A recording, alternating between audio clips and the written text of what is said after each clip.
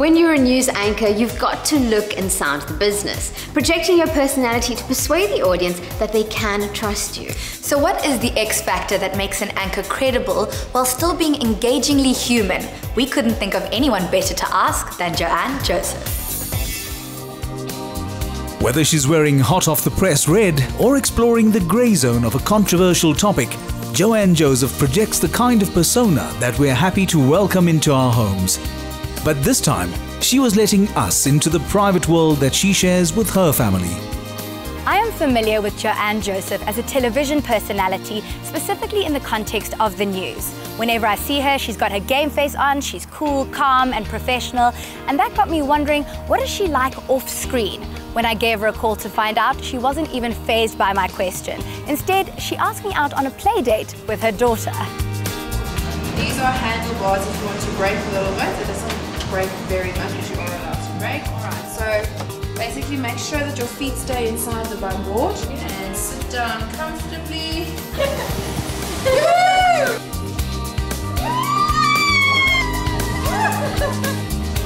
Hello. Hi, babe. Good to see you. You too. Hello, hello. Hey, Jade. How important is mother-daughter time for you both? Oh, it's great to have just a day when we can be together and just do our stuff and be silly together. And after seeing you bumboard, I have to ask, what terrifies you? Bumboarding for a start. I think I used to be a much more adventurous person when I was younger, and then all of a sudden adulthood creeps in and you're not so adventurous and carefree anymore. But I think one of my biggest fears is just being separated from my family. I can deal with a lot of other stuff, but I love having them around. Should we go play over there, Jade? Please! Okay.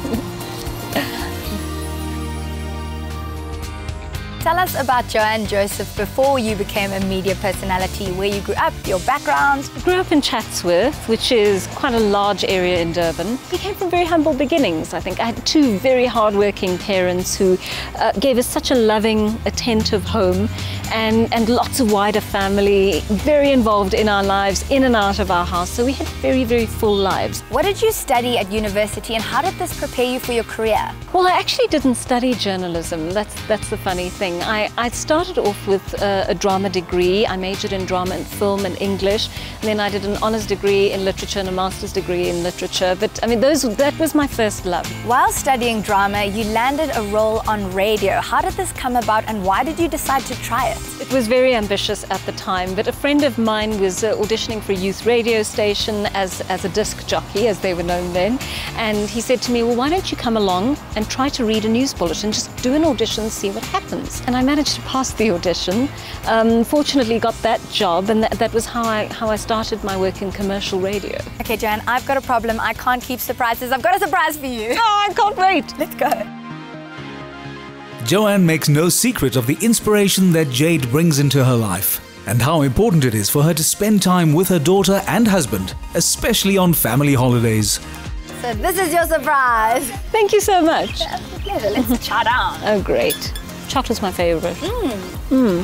Joanne, what made you fall in love with television? There's something so exciting about it. Zach, it's unpredictable, it's extremely challenging. And there's the element of going live as well, you know, where you simply don't know what's going to happen. You fly by the seat of your pants most of the time. What have been some of your career highlights and most memorable moments? I got a chance to do the Nelson Mandela funeral, which it was a heartbreaking time for the whole country. I remember really trying to choke back tears, you know, because it was so emotional. How do you prepare yourself mentally before you go onto camera? I spend hours reading every day because that's what my work requires. It requires me to be on top of a lot of stories at the same time.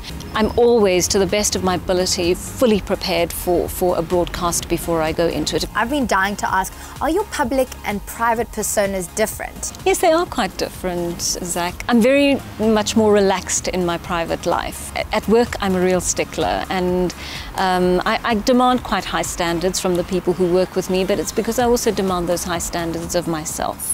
How do you manage balancing a demanding career with family and other interests? I'm very fortunate. I've got such a supportive husband, and we really are partners, and he does a lot. If I didn't have that kind of support, and the support of my family as well, and my friends who've come to my rescue a lot. Would you say that spending time with your daughter is as good for you as it is for her? I hope so. I don't know if I'm as fun as her dad, you know.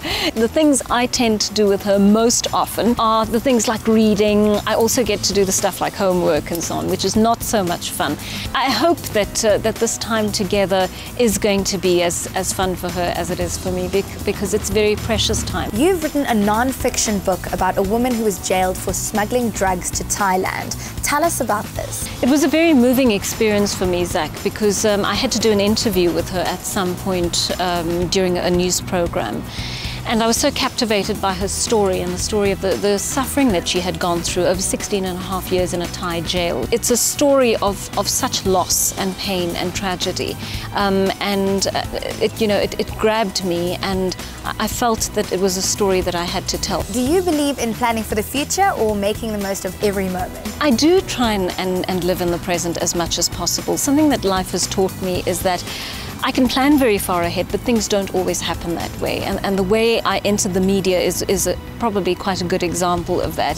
I had plans to use my academics to try and get into teaching at university or something like that. And then all of a sudden, I was faced with this dilemma. I've been given the chance to enter the media. If I had not grabbed that opportunity because my plans were so entrenched and I wanted to stick to them, I think I would have missed out on a huge opportunity. So I try not to plan in a way that holds me back. Speaking about opportunities, Joanne, thank you so much for this amazing opportunity and for letting me steal Jade's quality time with you. It was a pleasure. The chocolate cake more than made up for it, Zach, but lovely meeting you.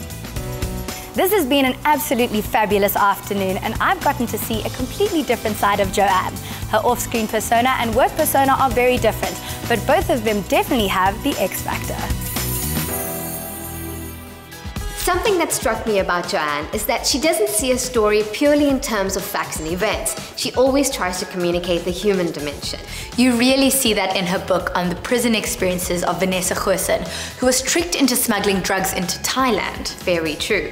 The book is titled Drug Mule, and you can find the details on our Mela Facebook page.